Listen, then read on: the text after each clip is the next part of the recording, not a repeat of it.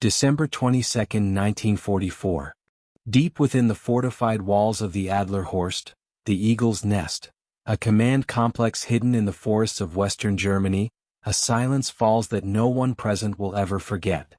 Adolf Hitler stands before a massive tactical map, his hands trembling slightly, not from age but from barely contained fury mixed with something else.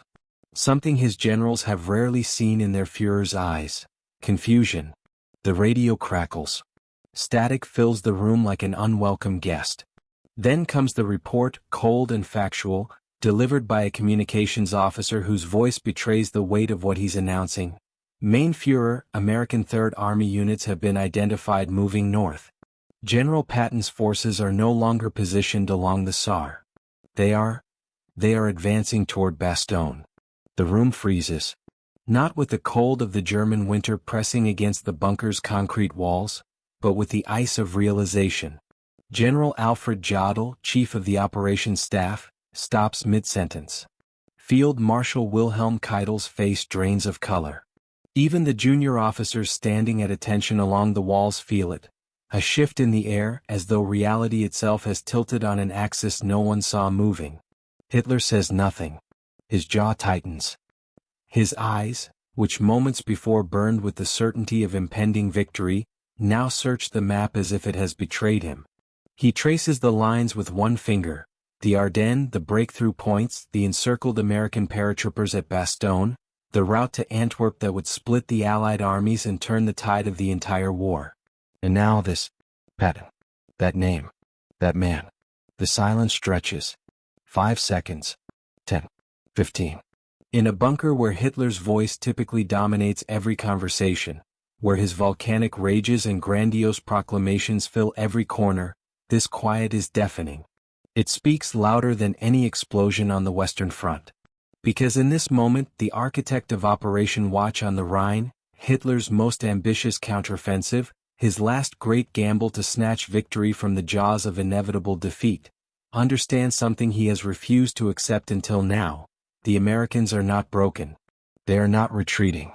And the general he has dismissed as reckless and predictable has just done something that should have been impossible. George Smith Patton has turned an entire army 90 degrees in the dead of winter, in less than 72 hours, and is now driving north like a spear aimed directly at the heart of Germany's offensive. This is not how the script was supposed to unfold. This is not how wars are won or lost in Hitler's understanding of the world. Superior will, superior race, superior strategy, these are the pillars of his belief system. And yet, here stands the evidence that something has gone catastrophically wrong. The silence breaks only when Hitler finally speaks, his voice low and dangerous. How? How is this possible? No one in the room has an answer. And in that absence of explanation, in that vacuum where certainty used to live, the course of the war begins its final, irreversible turn toward the end of the Third Reich. This is the story of that impossible moment. The story of how one man's refusal to accept the word impossible left the most powerful dictator in Europe speechless. The story of the counterattack that changed everything. To understand Hitler's silence, we must first understand his vision. Because Operation Watch on the Rhine, known to history as the Battle of the Bulge, was not a desperate last gasp of a dying regime. In Hitler's mind it was genius. It was destiny. It was the move that would prove the world wrong about Germany's inevitable defeat. The plan took shape in the autumn of 1944, born from equal parts strategic calculation and delusional hope. The Western Allies, primarily American, British, and Canadian forces, had liberated France and were pushing toward Germany's borders. The Soviet Red Army was grinding westward from the east, a relentless tide of men and steel.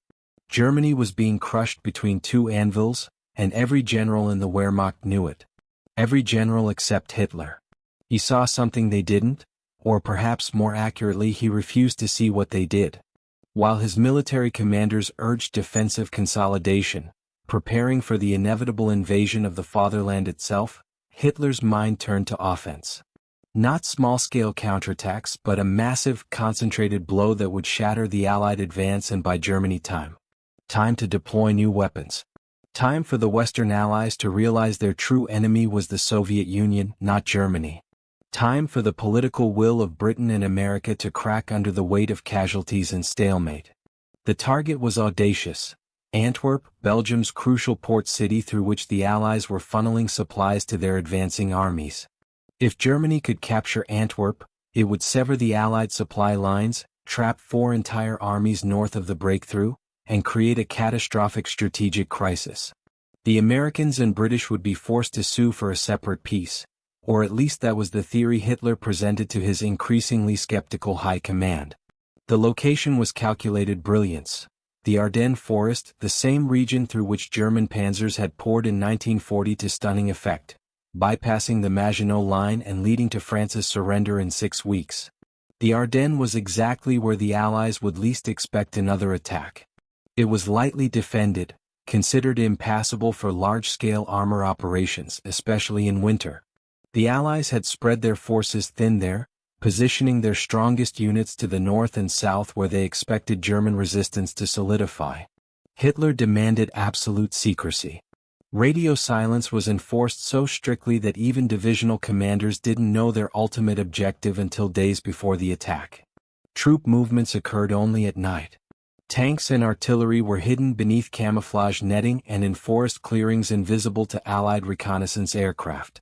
The buildup involved nearly 410,000 men, 1,400 tanks and assault guns, and 4,000 artillery pieces, an astounding concentration of force that Germany, by late 1944, should not have been able to assemble. But Hitler had stripped the Eastern Front, drained training units, pulled veteran divisions from across occupied Europe, and gambled everything on this single throw of the dice. He even factored in the weather. The attack was scheduled for mid-December when fog, snow, and low clouds would ground Allied aircraft, neutralizing the overwhelming air superiority that had been devastating German positions for months. The plan had 3 army groups attacking simultaneously. The northern thrust, led by the 6th SS Panzer Army, would punch through toward Antwerp. The center, under the 5th Panzer Army, would drive west while protecting the northern flank. The southern wing, the 7th Army, would establish a defensive screen to prevent American forces from the south interfering with the main advance. On paper, if every element worked, if surprise was total, if the weather held, if Allied response was slow and confused, if fuel supplies could be captured from American depots, if morale held, if, the plan was not insane. It was audacious, certainly. Risky, absolutely. But it had the skeleton of strategic logic. Hitler's generals saw the flaws immediately. Field Marshal Gerd von Rundstedt, nominal commander of the operation, called it the operation that will decide whether we live or die, but privately believed it was doomed. Model and Manschufel, his field commanders, proposed more limited objectives, a smaller encirclement, more achievable goals. Hitler refused. It was Antwerp or nothing. Total victory or total defeat. There was no middle ground in his thinking anymore if there ever had been. And so, on December 16, 1944 at 5:30 in the morning, along an 80-mile front in the Ardennes, German artillery opened fire in a thunderous barrage that shattered the winter silence. Thousands of shells screamed through the fog-thick darkness. American positions, held mostly by green troops fresh from the States or exhausted veteran divisions resting after brutal combat, erupted in flame and chaos. The panzers rolled forward. Infantry in winter white camouflage emerged from the forests like ghosts. German special forces, some dressed in American uniforms and driving captured jeeps, spread confusion behind the lines, cutting telephone wires, misdirecting traffic, creating panic. For the first 48 hours the plan worked. American units were overrun, surrounded, or forced into chaotic retreat. Entire regiments found themselves cut off, their supply lines severed. Communication broke down. Confusion reigned. The bulge in Allied lines, the salient that would give the battle its name, began to form as German spearheads drove westward. Hitler, receiving reports in the Adlerhorst, allowed himself something approaching satisfaction. This was vindication. This was proof that his will could still shape reality, that Germany's destiny was not yet written, that the inferior Americans with their soft citizen soldiers could be broken by superior German fighting spirit and strategic genius. The Americans, caught completely off guard, scrambled to respond. Eisenhower, the supreme Allied commander, initially dismissed early reports as local counterattacks. But within 24 hours the scale became clear. This was not a probe. This was an all-out offensive aimed at nothing less than reversing the course of the entire war. By December 19, the situation was critical. The Belgian town of Bastogne, a vital crossroads where 7 roads converged, found itself directly in the path of the German advance. American commanders rushed the 101st Airborne Division and elements of other units into the town, approximately 18,000 men to hold against an entire German corps. By December 20, Bastogne was completely surrounded. German forces bypassed it and continued west, but the town's resistance was slowing everything down, disrupting the carefully timed offensive. Bastogne became the symbol of the entire battle. Surrounded, outnumbered, running desperately low on ammunition, medical supplies and food, yet refusing to surrender. When German commanders sent a formal surrender ultimatum, Brigadier General Anthony McAuliffe responded with a single word that would enter military legend: nuts. It was defiant. It was quintessentially American. And it bought time. Time that would prove absolutely critical. Because Hitler's perfect plan had one fatal flaw he hadn't accounted for. One variable he had dismissed as irrelevant, one man he had underestimated as predictable and conventional in his aggression. George Smith Patton was about to prove how catastrophically wrong that assessment was. December 21, 1944. Inside the perimeter of Bastogne, time is measured not in hours but in heartbeats and the space between artillery impacts. The snow falls steadily now, thick and silent, blanketing the broken town in deceptive beauty. Smoke rises from destroyed buildings, black columns against the white sky. The cold is vicious, temperatures hovering near 0 Fahrenheit, turning fingers numb inside gloves, making metal weapons painful to touch, freezing the ground so hard that digging foxholes becomes an exercise in agony. The 101st Airborne, the Screaming Eagles, along with elements of the 10th Armored Division and other units swept up in the chaos, huddle in cellars, in hastily dug positions at the town's edges, in bombed-out buildings that offer more psychological comfort than actual protection. They are paratroopers, elite troops trained to jump behind enemy lines and hold until relieved. But they've never faced anything like this. They are surrounded by an estimated 45,000 German troops. Panzer divisions circle the town like wolves around wounded prey. Every road leading in or out is cut. Supply is impossible. The last convoy made it through on December 19, and even that was a desperate race against encirclement. The soldiers make do with what they have, which is increasingly close to nothing. Ammunition is rationed. Artillery crews count their shells like misers hoarding gold, firing only when targets are certain. Medical supplies have run so low that surgeons operate without sufficient morphine, holding men down while they scream through procedures that should be performed in sterile hospitals, not freezing basements lit by flickering candles. Food is a memory. The men eat whatever they can scavenge: frozen vegetables from cellars, chickens they find hiding in barns, 1 meal per day rations stretched to last 2 days. Some cut strips of leather from boots to chew just to have something in their mouths. The cold and hunger create a constant, gnawing exhaustion that makes even thinking difficult. But it's the isolation that weighs heaviest. They are cut off not just physically but informationally. Radio communication is spotty, compromised by German jamming and the weather. They don't know if relief is coming. They don't know if the rest of the Allied line has collapsed. For all they know, they are the last holdout in a catastrophic defeat, forgotten by high command, left to die or surrender in this frozen Belgian town that most of them had never heard of a week ago. German loudspeakers, positioned around the perimeter, broadcast messages in English. Americans, you are surrounded. Your situation is hopeless. Surrender now and you will be treated well as prisoners of war. Continue fighting and you will all die in the cold. Your commanders have abandoned you. Some of it is propaganda. Some of it feels terrifyingly close to truth. On the night of December 21st, a young private from Ohio, we'll call him James because in war there are 1,000 Jameses, 1,000 boys far from home, sits in a foxhole carved into frozen earth, sharing watch with another soldier from Texas. They don't talk much anymore. Conversation takes energy they don't have. Instead, they listen to the sounds of the siege. Distant explosions, sporadic gunfire, the low rumble of tank engines somewhere in the darkness. James thinks about his family. About Christmas, which is 4 days away. About whether he'll see another one. He's 19 years old. His hands shake from cold and fear and the adrenaline that's been coursing through his system for days without release. He's fired his rifle at shapes moving through the snow, has seen men die, has pulled a wounded sergeant into cover while bullets kicked up snow around them. He's aged years in less than a week. The Texas soldier next to him suddenly speaks. "You think they're coming for us?" James doesn't answer immediately. Then, they have to. Right? They can't just leave us here. Maybe they can't reach us.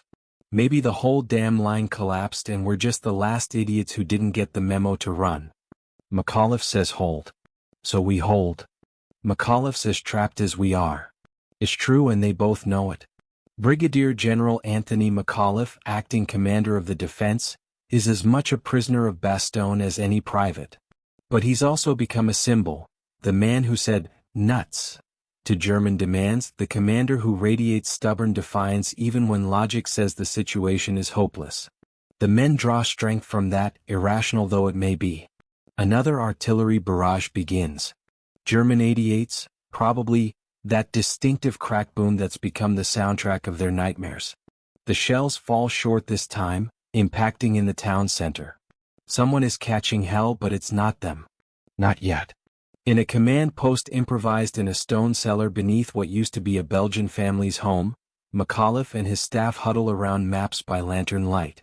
They're tracking German positions as best they can, noting weak points, calculating how much ammunition remains, making impossible decisions about where to allocate resources that barely exist.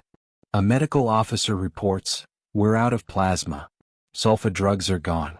Morphine is, we're using it only for the worst cases. Men are dying from wounds that should be treatable."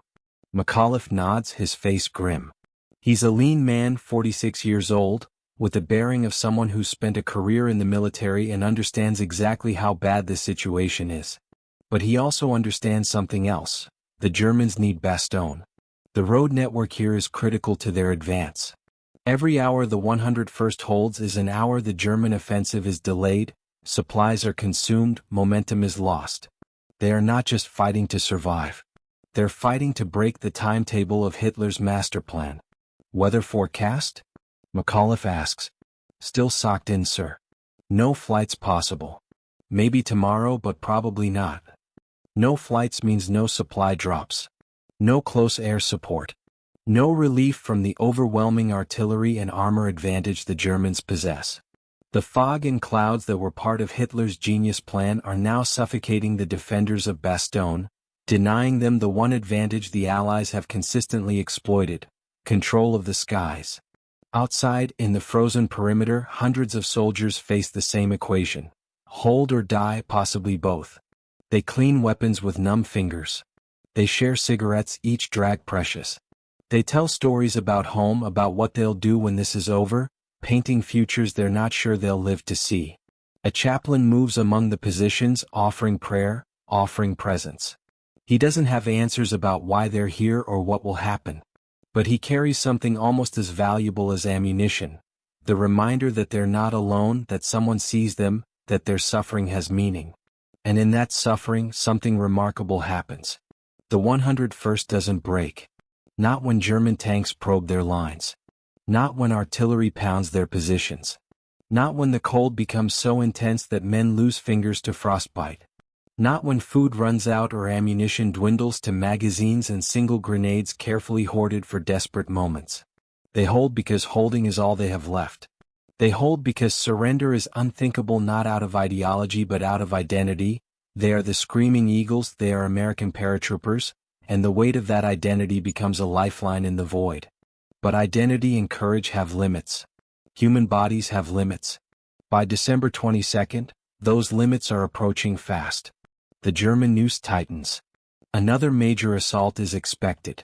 If it comes in force, if the panzers commit fully, if the infantry pushes through in overwhelming numbers, mathematics will override valor. Bastogne is hours, perhaps a day from collapse. And then, carried on the wind with the snow, comes something the defenders don't dare believe at first. A sound from the south. Low and rhythmic. Growing louder. Artillery. But not German artillery falling on them. American artillery. Firing north. Getting closer. Someone is coming. Someone is fighting toward them through the German lines. In the foxholes, men look at each other with expressions caught between hope and disbelief. In the command post, McAuliffe receives a radio transmission that makes him close his eyes in relief so profound it's almost painful. Patton's Third Army. Moving north. Engaging German forces on the southern edge of the salient. Estimated arrival, 24 to 48 hours. The impossible is happening. Help is coming. But for Patton to reach them, for this counterattack to succeed, he's had to do something even more impossible. Something that Hitler's generals assured him was categorically beyond American capabilities. He's had to move an entire army, hundreds of thousands of men, thousands of vehicles, across winter roads in complete darkness, without revealing his intentions, and do it in less than 3 days. George Smith Patton Jr. is not an easy man to understand, and he's never particularly cared whether anyone understands him at all. At 59 years old in December 1944, he cuts an unmistakable figure. Tall, ramrod straight, with a face that seems carved from granite and softened only by the slight paunch of middle age and the piercing blue eyes that subordinates swear can see straight through lies and into souls. He wears custom uniforms, tailored, polished to perfection, adorned with ivory-handled revolvers that are as much statement as weapon. He speaks in a high-pitched voice that seems incongruous with his warrior image, often profane, sometimes poetic, always certain. But beneath the theatrical exterior, and Patton is nothing if not theatrical, beats the mind of a military genius who has studied war like a monk studies scripture. Born into a military family in California, Patton grew up steeped in stories of his ancestors' service in the American Revolution and the Civil War. He absorbed the romance of warfare, the idea of war as the ultimate test of manhood, the notion that battle reveals the truest nature of human character. It's an old-fashioned, some would say outdated, philosophy by 1944. But for Patton, it's gospel that he believes in reincarnation, convinced he's fought in previous lives, as a Roman legionnaire, as a soldier under Napoleon, as a warrior in countless forgotten battles across human history. Whether this is genuine spiritual belief or elaborate psychological self-motivation doesn't really matter. What matters is that Patton carries with him the weight of imagined centuries, the confidence of a man who believes war is his natural state, his purpose, his destiny. He's also brilliant. Not in the way of cautious, methodical planners who calculate risk and hedge bets. Patton's brilliance is instinctive, aggressive, forward-leaning. He thinks in terms of speed and violence of action. He believes that in war the enemy should never be allowed to recover balance, that relentless offensive pressure breaks armies faster than superior firepower. "Hold him by the nose and kick him in the ass," is one of his favorite expressions, crude but effective summary of his tactical philosophy. His service record before December 1944 is already legendary. In World War I, he commanded the first American tank units in combat, personally leading attacks and getting wounded in the process. Between the wars, he studied armor warfare obsessively, became one of America's foremost experts on tank tactics, and cultivated relationships with theorists like Britain's J.F.C. Fuller who were reimagining how wars would be fought. When World War II erupted, Patton got his chance to put theory into practice. In North Africa, he took command of a demoralized American II Corps after the disaster at Kasserine Pass and transformed it into an aggressive, confident fighting force in a matter of weeks. His methods were harsh. He demanded discipline, imposed strict grooming and uniform standards, cashiered officers he deemed incompetent, and drove his men relentlessly. But the results were undeniable. American forces began winning. In Sicily, commanding 7th Army, Patton drove across the island in a lightning campaign that made headlines and inflamed rivalries, particularly with British Field Marshal Bernard Montgomery, whose methodical approach Patton viewed with barely concealed contempt. Patton believed war was about audacity and speed. Montgomery believed in careful preparation and overwhelming force. The two men detested each other, and their competing visions of how to win the war created tension in Allied command that persisted throughout the conflict. Then came the slapping incident. In August 1943, visiting field hospitals in Sicily, Patton encountered soldiers suffering from combat fatigue, what we now call PTSD. In two separate incidents, he verbally and physically assaulted soldiers, slapping them and accusing them of cowardice. The incidents, when publicized, nearly ended his career. Eisenhower, the Supreme Commander, seriously considered sending Patton home in disgrace. But Eisenhower also understood something crucial. Patton, for all his flaws, was irreplaceable. No other American general could inspire troops and execute aggressive armored warfare with the same combination of charisma and tactical excellence. So Patton received a reprimand, made public apologies, and was sidelined, used as a decoy in the elaborate deception campaign that convinced Germans the Allied invasion of France would come at Calais rather than Normandy. When Patton finally returned to command in France, leading Third Army after the breakout from Normandy in August 1944, it was like unleashing a caged predator. His forces swept across France at speeds that seemed impossible, sometimes advancing 40, 50, 60 miles in a single day, capturing territory so fast that logistics struggled to keep pace. His tanks ran out of fuel not because of poor planning but because they moved faster than supply lines could extend. By December 1944, Patton's Third Army is positioned in eastern France, preparing to assault the German Siegfried Line and push into Germany itself. It's grinding, ugly work, fighting fortified positions in winter, every mile purchased with blood. Patton hates it. He's a man of motion, of sweeping maneuver, forced into static positional warfare that plays to none of his strengths. And then comes December 16th and the German offensive in the Ardennes. Initially, it's not Patton's sector, not his problem. Third Army's area of responsibility is far to the south. The attack falls on First Army and elements of Ninth Army. By all conventional military logic, Patton's forces would stay put, continue their mission, let other commanders handle the crisis unfolding in Belgium.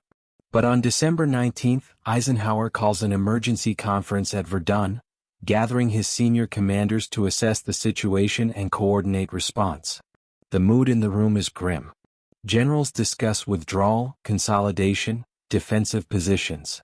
The Germans have achieved total surprise, driven a massive salient into Allied lines, surrounded Bastogne, and are still advancing. The question on everyone's mind: how do we stop this? How do we contain the damage? Patton, sitting at the conference table, sees something different. Where others see crisis, he sees opportunity. Where others see disaster requiring defensive response, he sees exposed German flanks, overextended supply lines, and the chance to turn Hitler's offensive into a killing ground. When Eisenhower asks how soon various commanders can attack north into the German salient to relieve pressure, responses are cautious. 4 days, 5 days, a week to properly prepare and coordinate. Patton speaks up: I can attack with 3 divisions in 48 hours. The room goes silent. Then skeptical laughter. It's impossible. Patton's Third Army is engaged in active operations 80 miles south of Bastogne. To attack north means disengaging from current battles, turning an entire army 90 degrees, moving hundreds of thousands of men across a limited road network in winter weather, coordinating new objectives, establishing new supply lines, and doing all of it while maintaining operational security so the Germans don't simply shift forces to meet the new threat. No army in the world can do that in 48 hours. Not the Germans, not the British, certainly not the Americans who are still learning large-scale warfare against a veteran enemy. Eisenhower, who knows Patton well enough to recognize when he's serious, asks quietly, "When can you start?" "I already have," Patton replies. Because Patton, understanding his own temperament and anticipating exactly this kind of crisis, had done something unauthorized and brilliant. 3 days earlier, even before the Verdun Conference, as soon as news of the German offensive reached him, he had ordered his staff to develop contingency plans for 3 different attack directions northward. He didn't wait for orders. He didn't go through proper channels. He simply prepared, gambling that Eisenhower would eventually need him to do exactly what he wanted to do anyway: attack. When Eisenhower gives the authorization, Patton's Third Army is already halfway through its pivot. Orders are being distributed. Units are being repositioned. The impossible is becoming inevitable, not because the laws of logistics have changed, but because one man refused to accept them as absolute. Later, Patton will say about this moment, "We're going to go through the enemy like crap through a goose." It's vulgar, quintessentially Patton, and carries within it his entire tactical philosophy: speed, aggression, and absolute conviction that audacity trumps caution. The Germans have studied Patton extensively. They respect him, fear him even. But they've also convinced themselves they understand him. He's aggressive, predictable in his aggression, likely to attack straight ahead with overwhelming force. Their intelligence assessments say Third Army is committed in the Saar, too far away to intervene meaningfully in the Ardennes battle. Even if Patton tries to attack north, it will take a week, maybe more. Plenty of time to reach Antwerp, or at least secure Bastogne and consolidate gains. What they don't understand, what no one really understands except the men who serve under him, is that Patton doesn't think like other generals. He thinks like a cavalry officer from centuries past, when speed and shock were primary weapons. He's adapted that mentality to modern armored warfare, creating a hybrid doctrine that's part ancient raid, part 20th century combined arms operation. And he's absolutely convinced that war is not a science but an art, that the side willing to take risks and act with supreme confidence will overwhelm enemies paralyzed by caution and conventional thinking. In the next 72 hours, George Smith Patton will prove either that he's a genius vindicated by history, or that his ego has finally written a check his army can't cash. The men of Third Army, preparing to march north through winter darkness toward a battle they barely understand, can only trust that the old man with the ivory pistols knows what he's doing. Their lives depend on it. And so, though they don't fully realize it yet, does the outcome of the entire war. To understand what Patton is attempting, you must first understand what an army is. Not in the abstract sense, flags and uniforms and martial music, but in the concrete, physical reality of war in 1944. An army is not just soldiers. It's a system. A vast, complex organism composed of hundreds of thousands of interconnected parts that must all function in coordination or the whole enterprise collapses into chaos. Patton's Third Army in December 1944 consists of approximately 250,000 men organized into multiple corps, each containing several divisions, each division containing thousands of soldiers divided into regiments, battalions, companies, platoons, squads. But that's just the combat troops, the teeth. Behind them is the tail: supply units, medical personnel, engineers, military police, communication specialists, mechanics, truck drivers, cooks, administrators. Then there are the vehicles, roughly 50,000 of them, ranging from jeeps to half-tracks to tanks to supply trucks to ambulances to mobile artillery pieces. Each vehicle requires fuel, thousands of gallons per day consumed across the army. Each vehicle requires maintenance. Each vehicle occupies space on roads, limiting how fast the army can move. There's ammunition, millions of rounds of rifle ammunition, hundreds of thousands of artillery shells, tank rounds, mortar bombs, grenades, mines. There are rations. 3 meals per day for 250,000 men equals 750,000 meals that must be transported, stored, and distributed. There's medical equipment, spare parts, communication wire, maps, and 1,000 other categories of material without which a modern army simply stops functioning. All of this is organized geographically. Third Army's positions in mid-December stretch across a front roughly 80 miles long in eastern France and Luxembourg, facing toward Germany's Siegfried Line. Units are dug into positions, supply dumps are established, communication networks are laid out, command posts are functioning, artillery is registered on predetermined targets. Everything has been optimized for the current mission, breaking through the German border defenses and pushing into the Saar region. Now Patton is ordering this entire system, all 250,000 men, all 50,000 vehicles, all the supply chains and communication networks and tactical plans, to stop what it's doing, turn 90 degrees and attack in a completely different direction, into the flank of a German offensive 80 miles to the north. In good weather with ample time to plan, this would be extraordinarily difficult. In winter, in darkness, in 3 days, it should be impossible. December 19th evening. As Patton returns from the Verdun Conference, his staff is already mobilizing the 3 contingency plans he ordered prepared days earlier. They're working from a converted French barracks in Luxembourg, maps covering every wall, telephones ringing constantly, runners arriving with dispatches, officers bent over tables calculating fuel requirements and road capacities and artillery deployment schedules. Patton's Chief of Staff, Major General Hobart Hap Gay, orchestrates the chaos with the precision of a conductor leading a symphony. He's worked with Patton long enough to translate the general's aggressive vision into executable orders, to anticipate problems before they become crises, to push subordinates to perform beyond what they believe possible while keeping the entire operation from flying apart into confusion. The first decision: which units will attack. Patton chooses 3 divisions for the initial assault: the 4th Armored Division, the 26th Infantry Division, and the 80th Infantry Division. These are veteran units, battle-hardened, capable of moving fast and fighting hard. But they're currently engaged in active operations against German positions. They must be extracted from combat, reformed, reoriented, and sent north, all while maintaining enough pressure on their current sectors that the Germans don't realize what's happening and shift forces to meet the coming threat.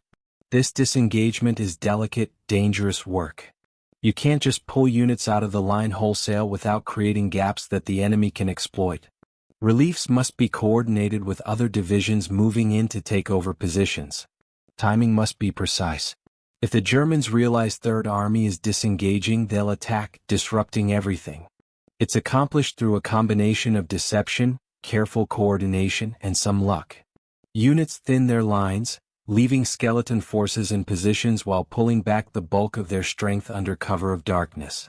Artillery continues firing pre-planned barrages to give the impression of ongoing operations. Patrols maintain activity. The Germans suspect something is happening but can't determine the scope until it's too late. Meanwhile, the movement begins. This is where the logistics become staggering.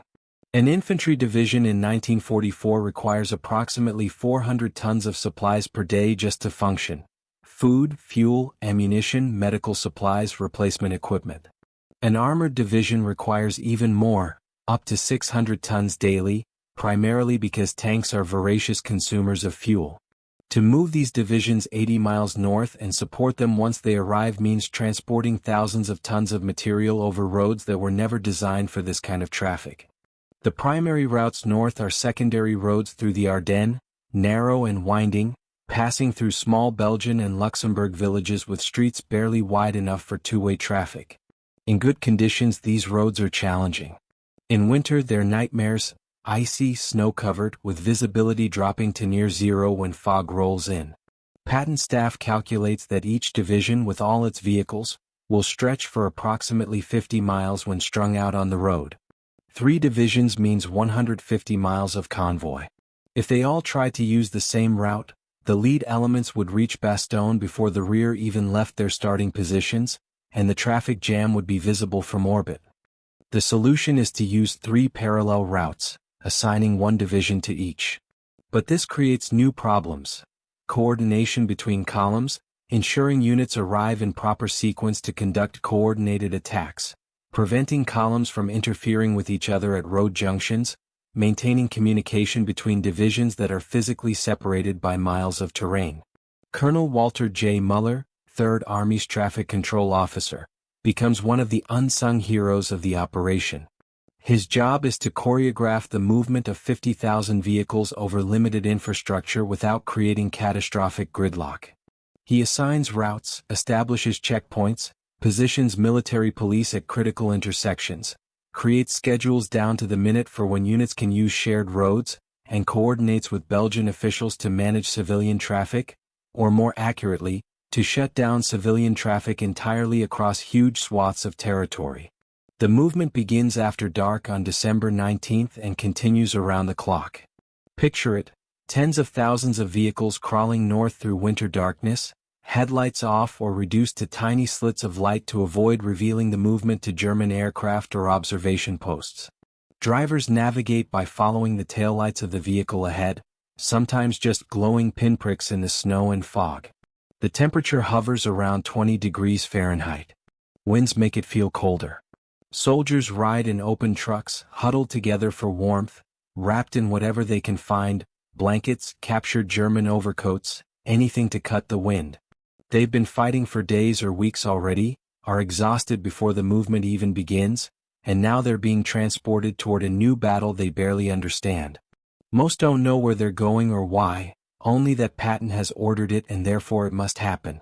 The tanks move in columns, their engines roaring, tracks clanking on frozen roads, creating a rhythmic thunder that echoes through the Ardennes valleys.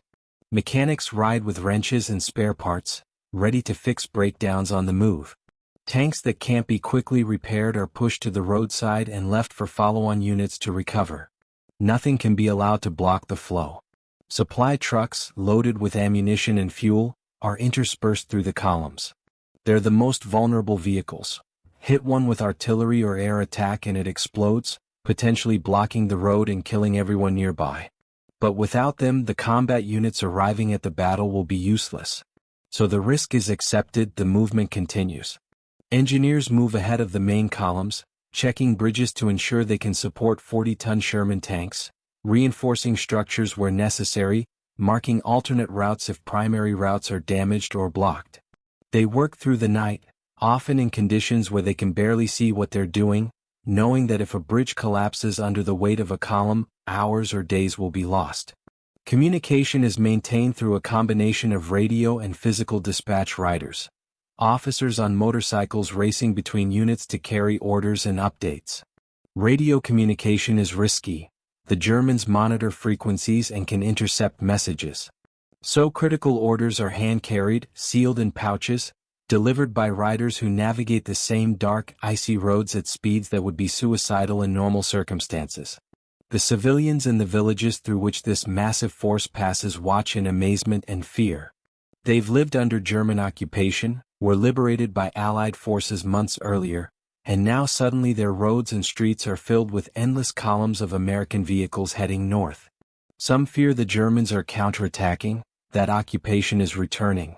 Others, understanding that something enormous is happening, bring out what food they can spare, offering bread and coffee to soldiers passing through, small gestures of solidarity in a moment when both soldiers and civilians are caught in history's current. December 20th becomes December 21st. The movement continues without pause. Units reach assembly areas north of their starting positions, exhausted from the journey, and immediately begin preparing for combat. There's no time to rest. Ammunition is distributed, fuel tanks are topped off, officers brief their subordinates on objectives that are still being finalized at higher command. The 4th Armored Division, Patton's spearhead, is assigned the most direct route toward Bastogne. Their mission: break through German encirclement, link up with the 101st Airborne, relieve the siege. It's approximately 20 miles from their assembly area to Bastogne, but those 20 miles are held by German forces that have had days to dig in, position artillery, and prepare defenses. The 26th and 80th Infantry Divisions will attack on the flanks, widening the corridor, preventing German counterattacks from cutting off the relief force. Together, these three divisions will form a battering ram aimed directly at the southern edge of the German salient. On December 22, just 72 hours after Eisenhower gave the authorization at Verdun, Patton's Third Army attacks. Artillery opens fire at dawn, thousands of shells arcing north into German positions. Tanks roll forward, infantry following in their wake, entering forests and villages held by German troops who have barely begun to register that an entire American army has materialized on their flank. The logistical achievement is almost incomprehensible. Patton has moved an army the size of a major city. If Third Army were a U.S. city in 1944, it would be the 9th largest in the nation. Across 80 miles of winter terrain, reoriented it, supplied it, and committed it to battle in 3 days. Professional military analysts studying the operation years later will calculate that by conventional planning standards, what Patton accomplished should have required a minimum of 10 days to 2 weeks. Some argue it couldn't be done at all without suffering catastrophic disorganization and supply failures that would cripple offensive capability. Yet here it is, happening. Not perfectly, there are traffic jams, units that arrive late, supply shortages, confusion and friction that are inevitable in any military operation of this scale. But it's happening. The impossible is becoming real.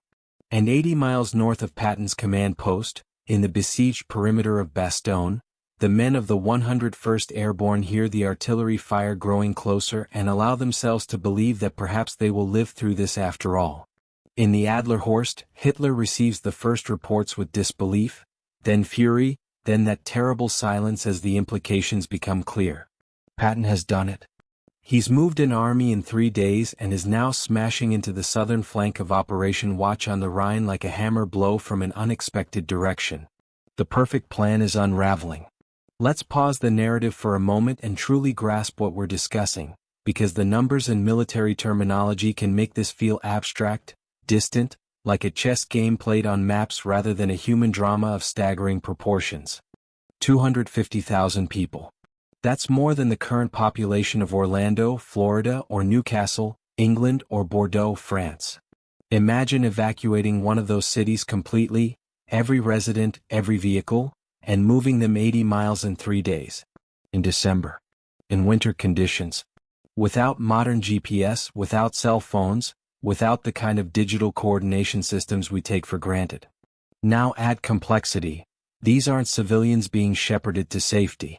They're armed, organized into complex hierarchies. Many are actively engaged in combat that must be continued even as they prepare to move. They're not traveling on interstate highways but on 2-lane rural roads through mountainous, forested terrain. And they can't announce what they're doing. The enemy is actively trying to kill them and would very much like to know their plans. 50,000 vehicles. If you lined up 50,000 cars bumper to bumper, they would stretch approximately 200 miles. Now imagine those vehicles are a mix of jeeps, trucks, tanks, half-tracks, artillery pieces. Different sizes, different speeds, different fuel requirements, different maintenance needs. Imagine coordinating them through road networks where a single breakdown, a single wrong turn, a single traffic jam can cascade into delays affecting thousands of vehicles behind it. Think about the fuel. A Sherman tank gets roughly 1 mile per gallon. The 4th Armored Division alone has hundreds of tanks. Moving them 80 miles requires tens of thousands of gallons of gasoline, all of which must be transported in trucks that themselves consume fuel. It's a logistical equation that starts to feel almost absurd in its complexity. Now the human element. You're a 22-year-old tank driver from Iowa. You've been fighting for weeks, sleeping maybe 4 hours a night, eating K-rations that taste like cardboard, living with fear as your constant companion. You're finally told you're pulling back from the front, and for one brief moment you think maybe you'll get a few days rest. Instead, you're told to get in your tank and drive north. You don't know where. You don't know why. You drive through the night, so cold that your breath freezes on the inside of the tank, so tired that you keep startling awake when you realize you've been driving on autopilot with your eyes partially closed. You arrive somewhere, a field, a forest clearing, you're not even sure what country you're in anymore, and immediately you're told to prepare for an attack. Not tomorrow. Not after rest. No. How do you process that? How do you keep functioning when your body is screaming for sleep, when rational thought becomes difficult through sheer exhaustion, when every part of you wants to stop but stopping isn't an option? Multiply that experience by 250,000 and you begin to approach the human reality of what Patton ordered and what Third Army accomplished. Consider the alternatives. What if Patton had said, "I need a week"? What if he'd followed conventional military wisdom, taken time to properly plan and prepare, moved methodically? Bastogne would have fallen. The 101st Airborne, the 10th Armored, all the defenders would have been killed or captured. The German offensive would have secured the critical road junction, opened supply routes, possibly reached the Meuse River, maybe even threatened Antwerp. The entire character of the war's endgame would have been different. How many lives did Patton's impossible timeline save? How much did it shorten the war? These are unanswerable questions, but the range of possibility is significant. Every day the war continued in Europe meant hundreds, sometimes thousands of deaths. Civilian deaths from bombing, combat, starvation, Holocaust operations that continued until Germany's final surrender. Military deaths on all sides. If the Battle of the Bulge had succeeded or even partially succeeded, the war might have dragged on months longer. So when we say Patton did the impossible, we're not engaging in hyperbole or hero worship. We're stating a technical fact.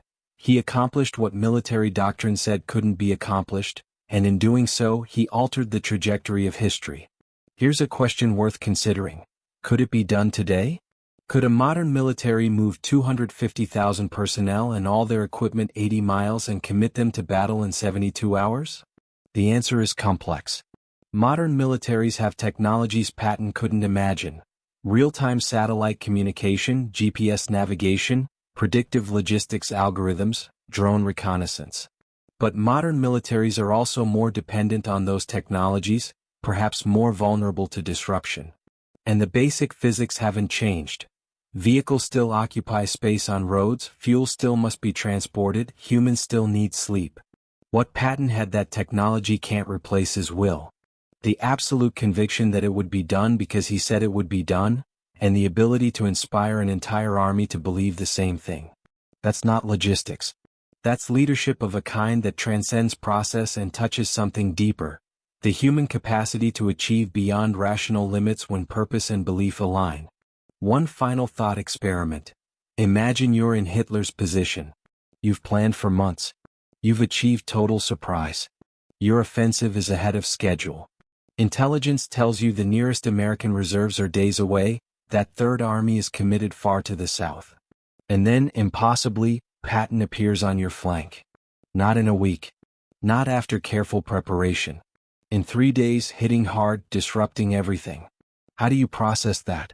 How do you maintain faith in your planning, your intelligence apparatus, your understanding of what's possible, when the enemy does something that shouldn't be possible? That's the psychological dimension of Patton's achievement. It's not just that he relieved Bastogne or blunted the German offensive. It's that he demonstrated to the Germans, and to Hitler personally, that the Americans were capable of the unexpected, that American military competence had reached a level that could match or exceed Germany's, that the war was truly irreversibly lost. Sometimes in war, as in life, the impossible becomes inevitable simply because someone refuses to accept it as impossible. Now, let's return to the battle itself, to the collision of forces, to the moment when Patton's gamble either pays off or fails catastrophically. December 22, 1944. 6 a.m. The darkness is just beginning to lift over the snow-covered hills south of Bastogne when the world erupts in fire and thunder. Patton's artillery, positioned during the night, opens fire in a coordinated barrage that lights up the pre-dawn sky like a man-made dawn. Hundreds of guns, 105 mm howitzers, 155 mm long toms, even massive 8-inch artillery pieces, send shells screaming northward into German positions. The sound is physically overwhelming, a pressure wave that hits you in the chest, that makes coherent thought difficult, that announces with primal force. Something enormous is beginning. The German units holding the southern perimeter of the Bulge are not prepared for this. They've been focused on Bastogne itself, on advancing westward, on exploiting what still seems like a successful offensive. Their intelligence has indicated the Third Army is far to the south. Even reports of American movement northward seem too limited, too distant to matter immediately. Now suddenly they're under bombardment from a full army corps. Shells fall on command posts, supply dumps, artillery positions, communication nodes, road junctions. The Germans scramble to respond, but the combination of surprise and overwhelming volume creates chaos. Radio networks jam with panicked reports. Units lose contact with higher command. The carefully organized German positions begin to fracture. At 6:30 a.m., as the artillery barrage shifts deeper into German-held territory, the armor moves forward. The 4th Armored Division attacks with the violence that's become its trademark under Patton's command. Sherman tanks, organized in company and battalion formations, roll toward the villages and ridgelines held by German forces. They move with infantry support, rifle companies riding on the tanks or following in half-tracks, ready to dismount and clear positions that armor can't handle alone. The landscape they're fighting through is hell disguised as winter beauty. Rolling hills covered in snow, forests of bare trees, small Belgian villages of stone buildings clustered around churches. But everywhere death waits. German anti-tank guns hidden in tree lines. Panzerfaust teams crouched in basements. Machine gun nests at road junctions. Artillery pre-registered on likely approach routes. The 4th Armored's lead elements hit the 1st German defensive line around the village of Chaumont, approximately 15 miles south of Bastogne. The Germans have had days to prepare these positions. Foxholes dug into frozen earth, machine guns positioned with interlocking fields of fire, anti-tank guns sighted to catch approaching armor in kill zones. The battle that ensues is brutal, close range and chaotic. Sherman tanks engage German positions at ranges of a few hundred yards, their 75mm guns firing high explosive rounds into buildings where Germans are sheltering. German Panzerfaust teams, soldiers with single-shot anti-tank rockets, stalk the Shermans trying to get close enough to fire into the thinner side or rear armor. When they succeed, Shermans explode or burn, their crews killed instantly or forced to bail out into small arms fire. American infantry dismount and move through the village in squad and platoon formations, clearing buildings room by room. This is fighting at its most intimate and terrible. Grenades thrown through windows, rifles fired at point-blank range, men grappling hand-to-hand in smoke-filled rooms where you can't see 3 feet ahead. Private First Class James Curtis, a rifleman from Tennessee serving with the 4th Armored's infantry component, will later describe entering a stone house in Chaumont. You kick in the door and you don't know if it's empty or if someone's waiting with a machine gun. Your heart is pounding so hard you can hear it in your ears. Everything is loud and then everything is silent and then everything is loud again. You move room to room and you're just praying you see them before they see you. The village falls by midday but at significant cost. The 4th Armored has taken casualties. Tanks destroyed, infantry killed or wounded, momentum slowed. But they're moving forward, which is what matters. The German defensive line is broken. The route toward Bastogne is opening. To the east and west, the 26th and 80th Infantry Divisions are fighting their own battles, engaging German forces that are now desperately trying to pivot from offensive operations to defensive positions on their southern flank. These battles receive less attention historically but are equally vicious. Small unit engagements in forests and hills, artillery duels, probing attacks and counterattacks that surge back and forth over frozen ground. The 80th Division attacks toward the town of Mersch, fighting through German rearguard positions. The 26th Division, nicknamed the Yankee Division, drives toward Luxembourg, trying to widen the corridor and protect the 4th Armored's eastern flank. Both divisions are composed largely of drafted citizens, teachers, farmers, factory workers transformed into soldiers, fighting with increasing skill and confidence against a veteran enemy that's beginning to crack under pressure. December 23rd brings a crucial change. The weather clears. After days of fog and low clouds that grounded Allied aircraft, the skies open. American fighter bombers, P-47 Thunderbolts, P-38 Lightnings, take to the air in force, providing close air support that tips the balance decisively. The Thunderbolts are particularly devastating. Heavily armed with 8.50 caliber machine guns and capable of carrying bombs or rockets, they attack German positions with impunity. They strafe columns, destroy supply trucks, hit artillery positions, and perhaps most importantly, they provide reconnaissance, radioing back positions of German forces to ground commanders. A German soldier captured during these attacks will tell interrogators, "When the American planes came, we knew it was over. You couldn't move during the day without being attacked. Supply trucks wouldn't come forward. Wounded couldn't be evacuated. We just sat in our positions and waited to die or surrender." By December 24th, Christmas Eve, the 4th Armored Division is within miles of Bastogne. But those final miles are the bloodiest. The Germans, understanding that losing Bastogne means losing the entire offensive, commit their remaining reserves to holding the southern approaches.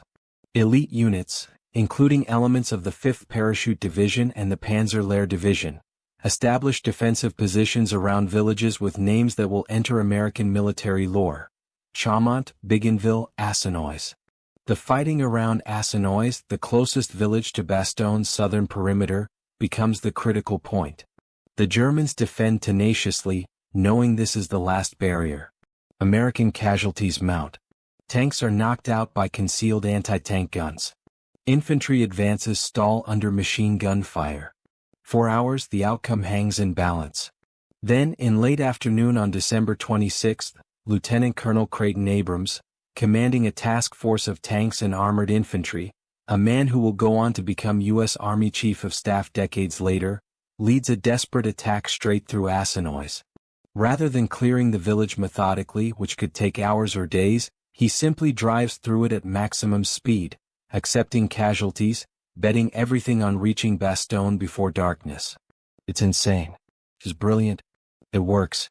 Abrams' task force smashes through German positions, tanks firing on the move, infantry shooting from half-tracks, vehicles racing through the village in a mechanized cavalry charge that would have been at home in the 19th century.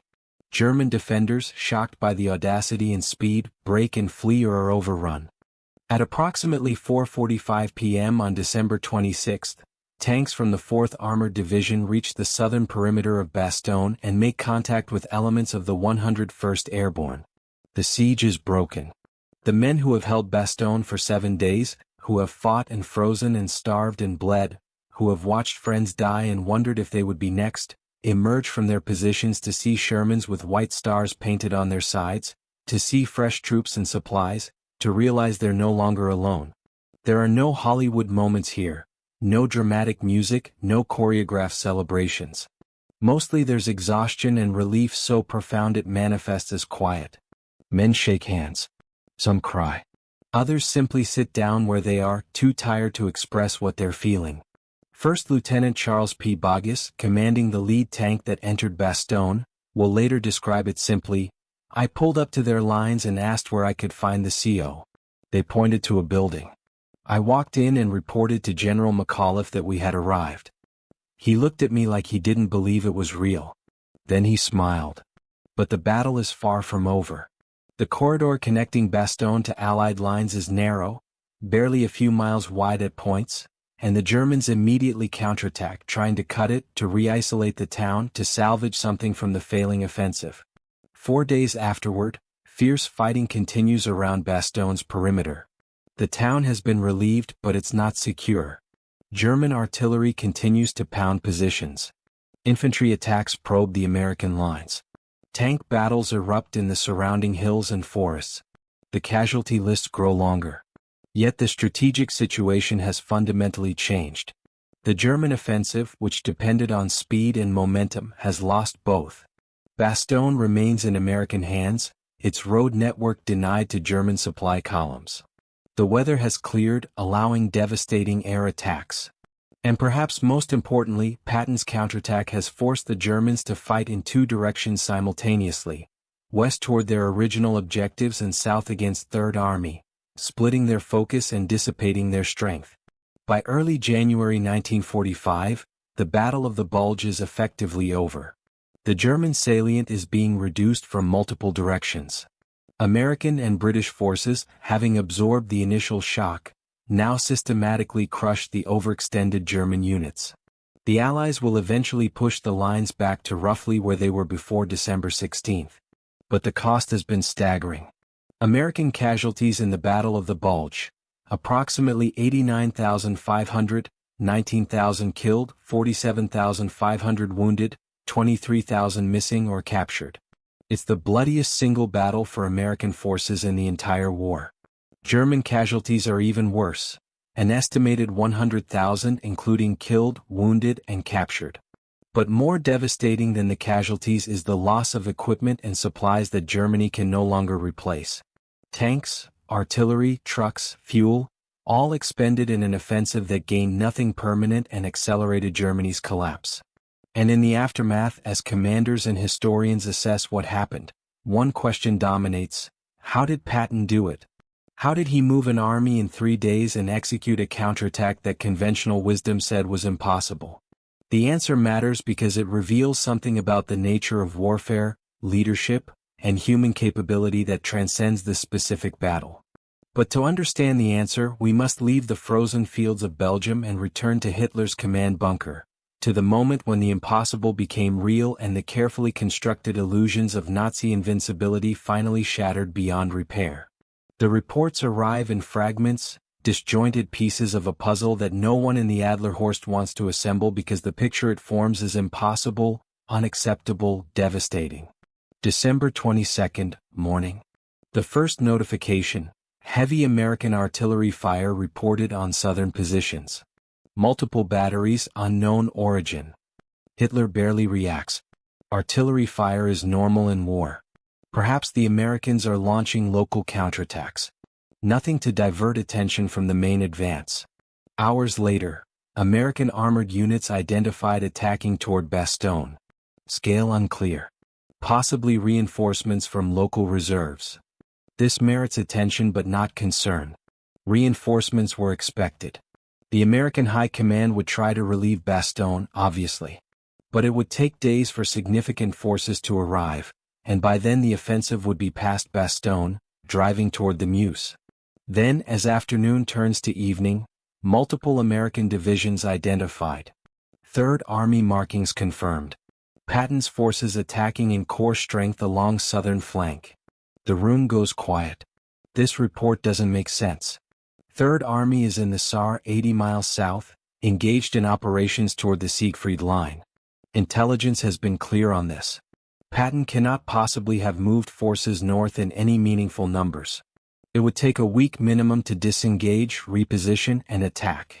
The report must be wrong, the identification mistaken, Americans wearing captured German uniforms or Third Army insignia to create confusion. But then more reports flood in, each confirming the last, each adding detail that makes denial increasingly difficult. American tank columns identified by multiple units. American infantry in Third Army patches captured and interrogated. Radio intercepts indicating Third Army command frequencies operating in sectors they shouldn't exist in. Hitler, standing over the maps, goes through a visible transformation. First is disbelief. He questions the reports, demands verification, suggests Allied deception operations. Then comes anger. He berates intelligence officers, accuses field commanders of incompetence or cowardice, insists that the southern attacks are minor and should be easily contained. But the reports keep coming. And slowly, inevitably, the reality penetrates even Hitler's capacity for denial. Patton has done it.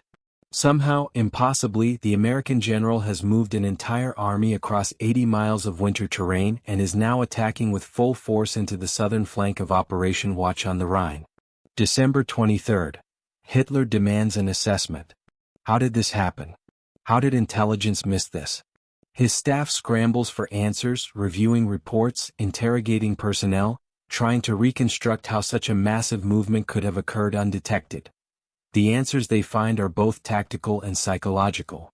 Tactically, Patton maintained radio silence, moved at night, used deception to mask his intentions.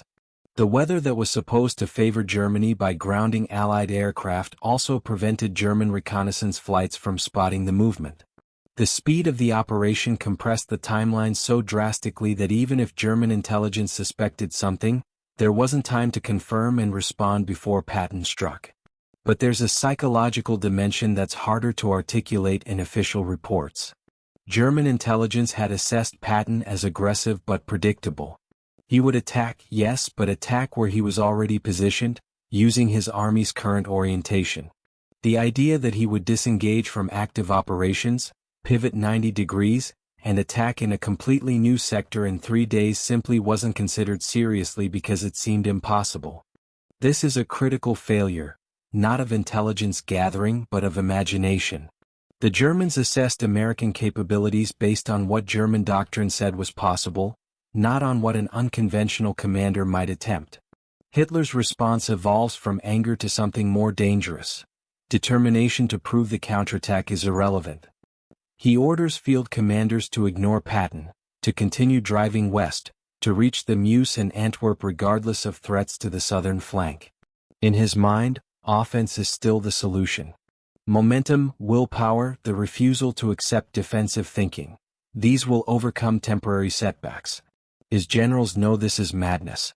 Field Marshal Model, commanding Army Group B, the overall force conducting the offensive, tries to explain the reality. Patton's attack is not a nuisance. It's a crisis. Third Army is cutting supply lines, disrupting communications, forcing divisions to peel off from the western advance to defend the southern flank. The offensive is already slowing. If it doesn't pivot to address Patton, the entire force risks encirclement. Hitler rejects this assessment. He sees it as defeatism, as the pessimism of generals who lack faith. He's convinced that one more push, one more commitment of reserves, one more refusal to yield will crack American morale and restore momentum. December 24th. The weather clears. Allied aircraft fill the skies. The Luftwaffe, which Hitler has promised would protect his forces, is nowhere to be seen.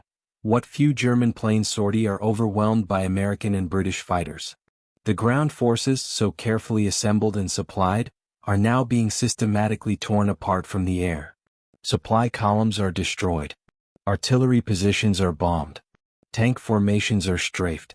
Movement during daylight becomes suicidal. The offensive, which depended on rapid advance, grinds to a crawl. And still Hitler orders the attack to continue. Still he insists that willpower can overcome material reality, that German superiority will manifest if his commanders simply believe hard enough and fight hard enough. December 26th. Bastogne is relieved. The news reaches the Adlerhorst and hits like a physical blow. The psychological importance of Bastogne is enormous. It was supposed to fall quickly, its defenders were supposed to surrender or be annihilated, and its capture was supposed to demonstrate American weakness and German strength. Instead, the exact opposite has occurred. American paratroopers held against vastly superior forces. American armor fought through German defensive lines in 3 days. American determination proved unbreakable. In this moment, something shifts in Hitler's demeanor. The fury is still there, but it's mixed now with something witnesses find more disturbing. A kind of disconnection, a retreat into fantasies of wonder weapons and political miracles that will somehow reverse the tide. He talks about the V-2 rockets devastating London, about jet fighters that will clear the skies, about the Western Allies realizing their true enemy is Bolshevism and joining Germany against the Soviet Union.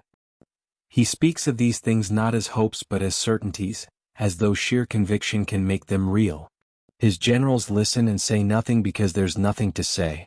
They recognize the symptoms of a leader who has lost touch with reality, who cannot accept the evidence before him because acceptance would mean admitting that everything, the war, the Reich, the ideology he's built his identity around, has failed. By early January, as the Battle of the Bulge concludes with German forces retreating back to their starting positions, Hitler has moved on to new plans, new offensives, new operations that exist primarily in his imagination. He issues orders for attacks that the Wehrmacht no longer has the strength to execute. He moves divisions on maps that have been destroyed in reality. He plans for a war he's already lost. But in those final days of December 1944, there was a moment, a silence in the bunker, a pause between denial and delusion, when Hitler understood what Patton's counterattack meant. It meant the Americans were not soft, not lacking in military competence, not on the verge of collapse. It meant German intelligence, German planning, German assumptions about the enemy were fundamentally flawed. It meant the war truly was lost, that the end was inevitable, that all the death and destruction to come would change nothing. Generals and staff officers present in the Adlerhorst during those days will later describe Hitler's reaction to Patton's achievement with variations of the same phrase. He fell silent. And in that silence we knew the truth. One officer, speaking anonymously to American interrogators after the war, put it more bluntly, when Patton reached Bastogne in 3 days we knew Germany was finished. Not because we couldn't fight anymore, we fought for 4 more months. But because we realized the Americans could do things we thought impossible. And if they could do that, what else could they do? How could we win against an enemy who didn't follow our rules of what was possible? That's the deeper significance of Patton's counterattack. It wasn't just a tactical victory or a strategic success. It was a psychological demolition of German confidence, a proof point that shattered the foundational belief that German military superiority would prevail regardless of material circumstances. And for Hitler personally, it was a confrontation with the limits of will. His entire philosophy, his understanding of how the world worked, rested on the idea that superior will and determination could overcome obstacles. That belief had carried him from obscure agitator to master of Europe. But Patton's impossible achievement demonstrated that the Americans possessed equal or greater will, combined with superior resources and improving tactical skill. That in the face of that reality, silence was the only honest response.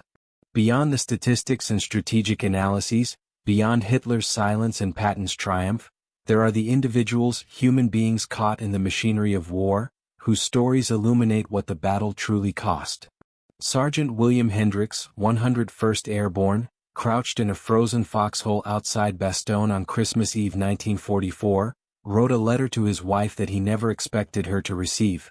"Mary, if you're reading this, it means someone found my body and had the decency to send my things home. I'm not scared of dying anymore. I'm just tired. So tired. But we're still here, still fighting. Tell the kids their daddy thought about them every day." The letter survived because Hendricks survived. The relief column reached him 26 hours after he wrote those words. He returned home in 1946, lived until 1998, and kept that letter in his desk drawer for 53 years as a reminder of the moment he accepted death and received life instead. On the German side, a 20-year-old Wehrmacht soldier named Klaus Bauer found himself trapped in the collapsing pocket, separated from his unit, wounded in the leg by shrapnel. He crawled into a barn outside Assenois and hid there for 3 days as the battle raged around him. An elderly Belgian woman discovered him, brought him water and bread despite the risk, and ultimately turned him over to American medics who treated his wound and sent him to a POW camp. Years later, Bauer returned to Belgium, found the woman, her name was Marie Dubois, and thanked her for saving his life. She told him simply, "You were just a boy. How could I let a boy die in my barn?" These small mercies, scattered through the vast cruelty of the battle, remind us that even in war's worst moments, humanity persists. Private First Class Robert Santos, a Mexican-American soldier from Texas serving with the 4th Armored Division, was killed on December 24, just 2 days before his unit reached Bastogne. He was 23 years old. His tank was hit by a Panzerfaust and he died instantly. His younger brother, serving in the Pacific, wouldn't learn of his death until February. Their mother received both telegrams within the same week. Captain Jack Pryor, a battalion surgeon with 3rd Army, worked 72 hours straight during the relief operation, performing surgeries in field hospitals barely removed from the front lines. He operated by lamplight, often without sufficient anesthesia, making impossible choices about which wounded men could be saved and which were too far gone.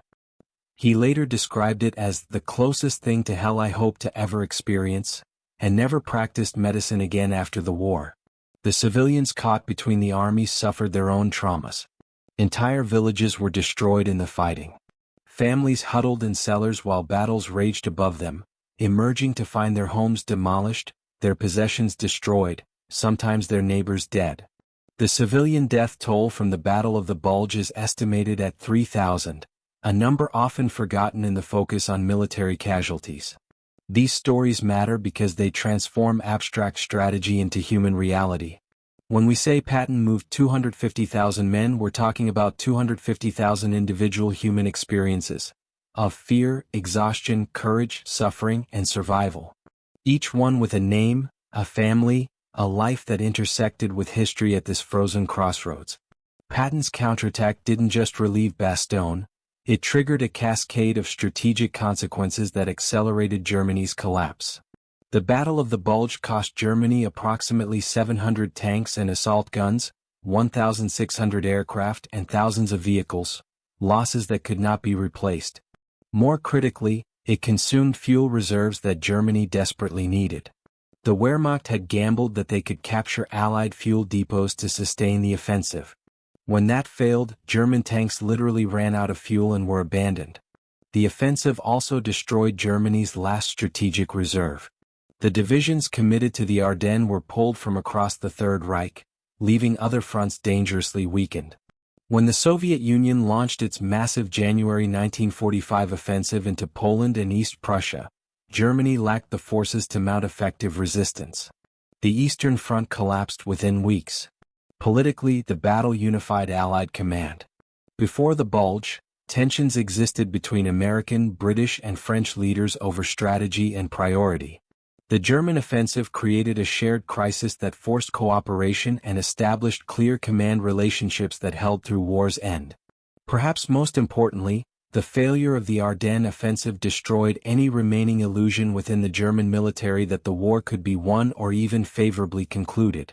After Bastogne, the question was not if Germany would lose, but how soon and at what additional cost. Hitler's silence when confronted with Patton's achievement reveals something profound about the nature of belief and reality. For 5 years, Hitler's worldview had been validated by success. France fell in 6 weeks. The Soviet Union was nearly destroyed. Britain stood alone and isolated. Each victory reinforced his conviction that willpower and racial superiority could overcome material disadvantages. Patton's counterattack shattered that paradigm. Here was an enemy Hitler had dismissed as racially inferior, militarily incompetent, morally soft, doing something German doctrine said was impossible. The Americans weren't supposed to be capable of this level of operational excellence. Their army was made of civilians, not warriors. Their general was predictable, aggressive to the point of recklessness. Yet Patton had outthought, outmaneuvered, and out-executed German planning. And he'd done it with an audacity that matched anything in German military tradition. This created cognitive dissonance Hitler couldn't resolve. If the Americans could do this, what did it say about German superiority? If willpower wasn't enough, what was? If careful planning could be undone by enemy initiative, what certainty remained? The silence was the sound of a worldview collapsing, of foundational beliefs revealed as illusions. It was the moment Hitler understood, perhaps only briefly before retreating into fantasy, that he had been fundamentally wrong about the enemy, the war, and ultimately himself. Patton succeeded where others might have failed because he understood war differently than his contemporaries. Most generals in 1944 approached war as engineering, a problem of logistics, coordination, and overwhelming force applied systematically. Patton saw it as art and psychology. He believed speed created its own form of paralysis in the enemy, that aggressive action disrupted enemy decision-making, that conventional thinking was a trap to be avoided. His philosophy, a good plan violently executed now is better than a perfect plan executed next week. This wasn't recklessness but calculated understanding that in war, time has a quality all its own. The enemy is also making plans, also adjusting. Waiting for perfect conditions means allowing the enemy to improve their position. Patton also grasped the psychological dimension of warfare in ways his peers didn't. He cultivated his image, the ivory pistols, the profanity, the theatricality, because he understood that troops fight better under commanders they believe are invincible. The myth of Patton, carefully constructed, became a weapon as potent as his tanks. His study of military history gave him perspective beyond current doctrine. He saw patterns across centuries, Alexander's emphasis on speed, Napoleon's concentration of force, cavalry raids deep into enemy territory. He adapted these principles to mechanized warfare, creating a hybrid doctrine that was simultaneously ancient and modern. Yet Patton was also flawed. His treatment of soldiers with PTSD was inexcusable. His political views were often repugnant. His ego created unnecessary conflicts with allies. The question isn't whether Patton was admirable as a person. It's whether his approach to warfare offers lessons that transcend his personal failings. The answer is yes. Patton's counterattack demonstrates that audacity, when backed by competence and will, can achieve what conventional wisdom declares impossible. That speed and decisiveness are themselves weapons. That leadership is about inspiring others to believe they can exceed their perceived limitations. Patton died in December 1945, just months after the war ended, in a car accident in Germany. His death was sudden, anticlimactic, almost absurd after surviving years of combat. He never returned to the America that celebrated him as a hero. The Battle of the Bulge became the defining narrative of American resilience in World War II, the moment when American forces, caught by surprise, absorbed the blow and struck back with devastating effectiveness. Bastogne entered American military legend, taught at West Point and war colleges as an example of defensive determination. Patton's relief operation became the gold standard for rapid military response. Modern U.S. Army doctrine on rapid deployment and aggressive counterattack traces directly to lessons learned from Third Army's December 1944 pivot. But the deeper legacy is psychological. The battle proved to Americans, and to the world, that the U.S. military had matured into a force capable of matching and exceeding the Wehrmacht at its own game. The doubts that lingered from early war defeats were erased. American military confidence, established in the Ardennes, has shaped strategic thinking for 8 decades since. What can we learn from this frozen moment in 1944? First, that impossible is often a failure of imagination rather than a statement of objective reality. Patton succeeded because he refused to accept conventional limitations as absolute. The question isn't whether something has been done before, it's whether the circumstances, properly understood and exploited, allow for something unprecedented. Second, that leadership in crisis requires both confidence and competence. Confidence alone is delusion. Competence alone is insufficient without the will to act. Patton possessed both, the technical mastery to understand logistics and tactics, and the psychological certainty to convince an entire army to attempt the impossible. Third, that timing matters as much as capability. If Patton had attacked a week later, Bastogne would have fallen and the strategic situation would have fundamentally changed. Speed created opportunity. Hesitation would have created disaster. Finally, that history pivots on individual decisions made under conditions of profound uncertainty. Patton didn't know his attack would succeed. He couldn't guarantee the logistics would work or that his troops could sustain the pace or that the Germans wouldn't simply crush his divisions. He gambled based on experience, instinct, and faith in his soldiers. The gamble paid off. But the courage to make the gamble, to risk catastrophic failure in pursuit of decisive victory, is the rarest form of leadership, the quality that separates historical figures from administrators. Let's return to where we began. To that moment in the eagle's nest, to Hitler standing before maps that no longer made sense, to the silence that fell when the impossible became real. That silence echoes across history, a reminder that certainty is fragile, that the enemy gets a vote, that human capability extends beyond what doctrine and planning can predict. George Patton, for all his flaws and contradictions, understood this intuitively. He knew that war is ultimately a contest of wills, that the side willing to attempt what seems impossible often defines what's possible. In 72 hours he moved an army. In 10 days he changed the course of a battle.